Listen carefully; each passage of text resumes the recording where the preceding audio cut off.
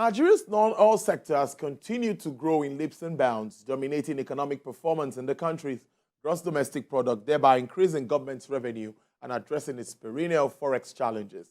This impressive development has shown that the federal government's drive for economic diversification from oil to non-oil sectors, given the volatile nature of crude oil prices, is yielding the desired results.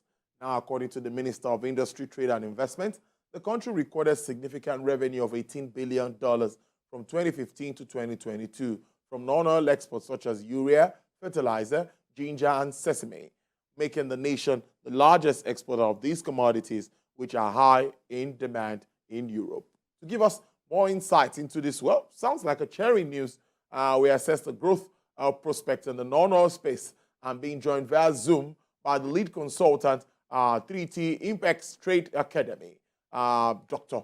Bamidele Ayemibo. It's good to have you on the show. Thank you so much, Dr. Ayemibo. Good afternoon. How are you? And Happy New Year. Yes, I wish you the same. Well, let's start with that figure, $18 billion in a period of 7 years. What is your reaction? I think we can definitely do better than this. Sincerely, I need to be frank with you. It's not something you should rejoice over at all. That's so small compared to what we are capable of doing as a nation. I mean, in 7 years, that's not good enough. And when you look at those products also, you notice we see more of sesame seed and ginger, which are primary commodities. I think for the fertilizer, we make a lot of sense because that's a value add product. But sincerely, I don't think that should be, because the challenge is this. If we celebrate things like this, and we see this as an achievement, then it also lowers the standard of what we should be aiming at. Because we can do a lot better than that. So in as much as it's good, I mean, at least we are making progress, but we can do a lot better. We can do a lot better. Let's focus on the urea fertilizer. They said it's in large demand in Europe. How much of this are we producing here? Or how much of this do we have even in country? The beauty now is, apart from Indorama, Petrochemical in Port Harcourt, who is the major exporter of this product already, a couple of other companies are coming up, and Dangote Fertilizer is going to contribute significantly to that. So we expect that to grow, really, which is good because, I mean, the raw material for this product produced in Nigeria is from crude oil.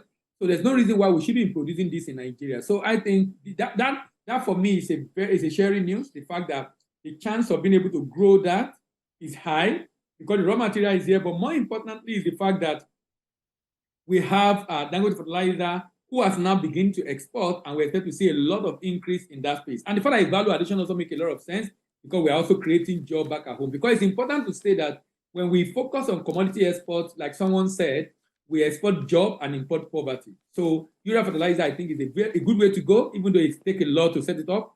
But I think we're doing so well in that area. And a good chunk, actually, of our export as a country is actually from that particular product. So let's move on to speak about the one state, one product initiative, because many will say that there's a lot in every local government around us, across this country. Government has been talking about one local government, one product thing. How well do you see this playing out if it works perfectly? It's a good initiative, I must say. The question is, the people that the NEPC that came up with that, the people they are selling it to, are they willing to buy it? That's the challenge. If we can adopt that as a country and a state or a local government concentrate on the product that they have an advantage, be it in the mineral sector or in the agri sector, I think we will do a lot in growing our export. But the truth is, majority of the state governors are not looking in this direction, understandably so, because you already have easier means of raising funding, of getting funding, otherwise called a federal allocation every month. That means even if the governor do nothing, he will still get allocation from federal government and be able to pay salary even when nothing is generated. I think that's a disincentive for them to think in this direction. But you know what? If we think in this direction and begin to see the need for this kind of initiative, our projection and analysis we've done for all the states in Nigeria shows that all the states in Nigeria are capable of generating more than enough to fund their capital and required expenditure and at the same time creating jobs. So they're not just increasing revenue and becoming independent of federal government, they can also create jobs. And how would they do this? Partner with a private sector who is good in that area. So for example, some states in the Southeast are good for palm oil, for example. Partner with that kind of state, that kind of company. So for example now, so a company that produces palm oil already, if my state have an advantage in palm oil, why can't I partner with that company to produce the palm oil? So I engage my people to farm those products, give them guarantee to buy of them, working with this private sector to process it, and then I should begin to export it. This kind of initiative. So at the end of the day, the people in the state are benefiting, the state government is benefiting, and is developed in a way that is sustainable over a very long period of time because everybody benefits from it. How do we do more about our packaging, meeting standards? It is something that is very important when we want our goods to stay on the shelf with other international players. It should be at par. But do we really have, we meeting all of these standards that will make our products so attractive to the international market? You know, that will bring me to a concept that I think the government should begin to look at seriously. When you hear that people go into export and they are not able to continue, or they drop out along the line, or they have delay incessantly, or they have losses, and this happens frequently, these are evidence of lack of export readiness. So when you talk about quality, when you talk about packaging, they are just evidence of lack of export readiness. So can we begin to take export readiness very seriously? Doing assessment for businesses at the point of registration to get export certificate and license to ensure that they are ready. And if there are areas they are lacking, they can be supported and assisted so they can cover that gap before they begin to export. The challenge, issue international market is this. If you send rubbish or you ship product that is not good, they will just ignore you and focus, because the competition is very high. They focus on other countries that are able to ship good quality products. So quality issue, packaging issue is a challenge for us, no doubt. Now, look at one of the ways we can solve that problem. I don't think that if I am exporting processed cashew nut, for example, if 4 or 5 companies in Nigeria are produce cashew nut, why should all of us set up processing plant and set up packaging location? Why can't we have a central packaging location where we can have a big organization that all I need to do is to give me my certification and it produce for me and charge me both in processing and packaging.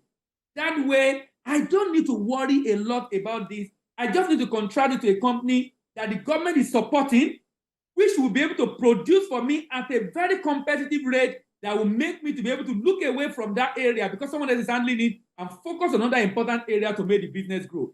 This kind of synergy is what I think we need to be able to solve this kind of problem. Interesting stuff there. But based on this achievement now, like we said, it's not something that we should really smile or rejoice about.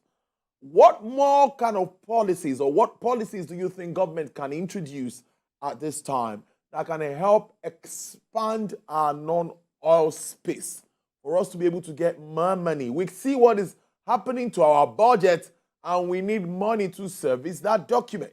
What do you think?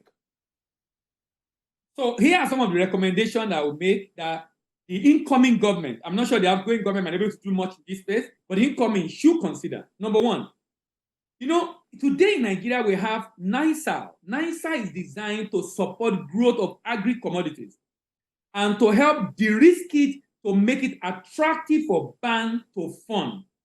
Can we do the same for export and have export credit insurance that does not just cover, like NEXIM is already doing one that covers political risk, but it's not covering counterparty risk? Can we begin to do export credit insurance? Can we begin to support financing of export locally with export credit guarantee to reduce the exposure or the risk of the bank? So that at the end of the day, we are helping the exporter to ensure that even if he exports to a zone where there are challenges, he can insure the risk. We are supporting the bank to ensure that the bank is also willing to be able to take on that risk because the risk has been largely mitigated.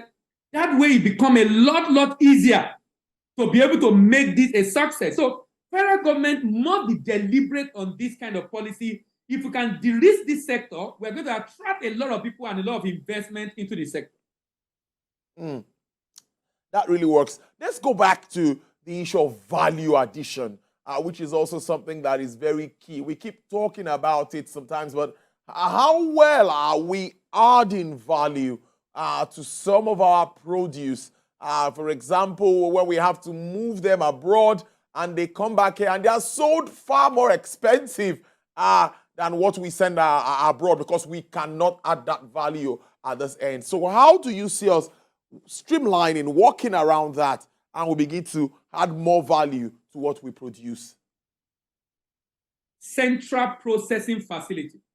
In 2021, Nigeria exported cashew nut in shell about $135 million.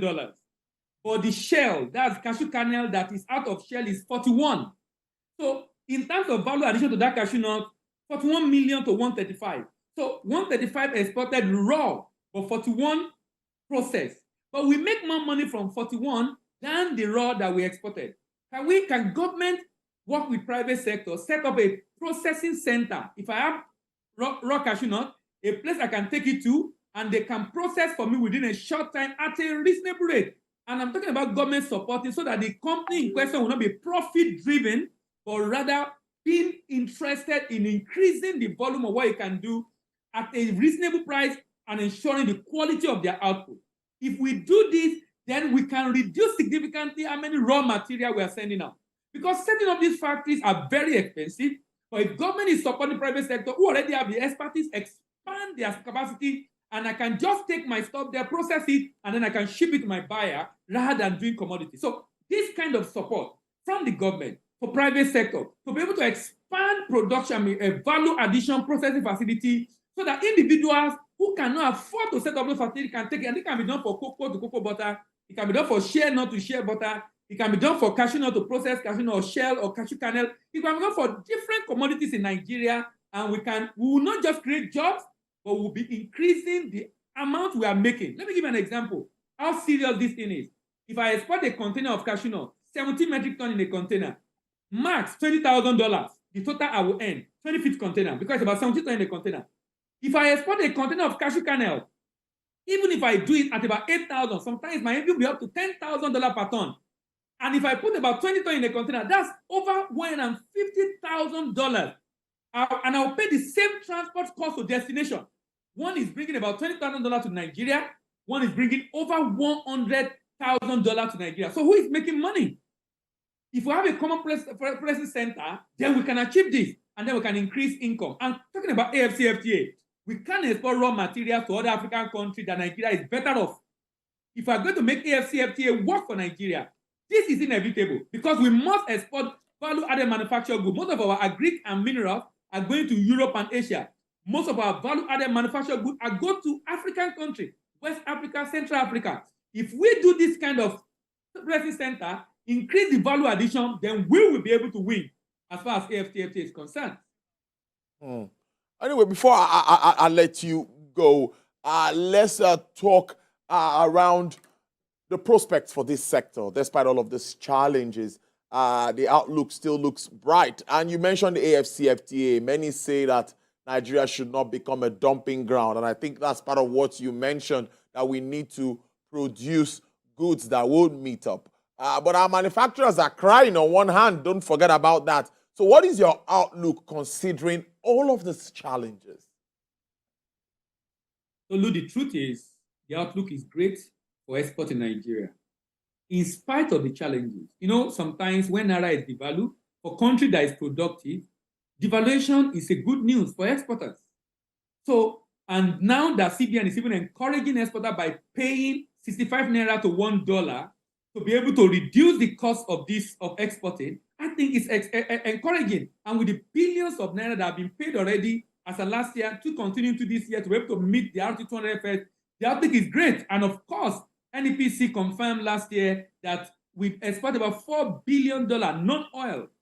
So, and compared to what we did last year before, which was not even up to 3 billion. So there is, the awareness is increasing. In fact, the fact that a lot of importers need foreign exchange, they can't get that foreign exchange they are beginning to see the need to generate their own foreign exchange instead of sitting down for months waiting for CBN. So the awareness is increasing, the desire is increasing, and we hope to see a lot of increase and growth in this sector in this year and in coming years. That's a good one. Well, let's leave it on that optimistic note. I must thank you so much for your time, despite your tight schedule. Dr. Bamidele Ayemibo is the lead consultant, 3T Impex Trade Academy. Do enjoy the rest of your day. Thank you very much.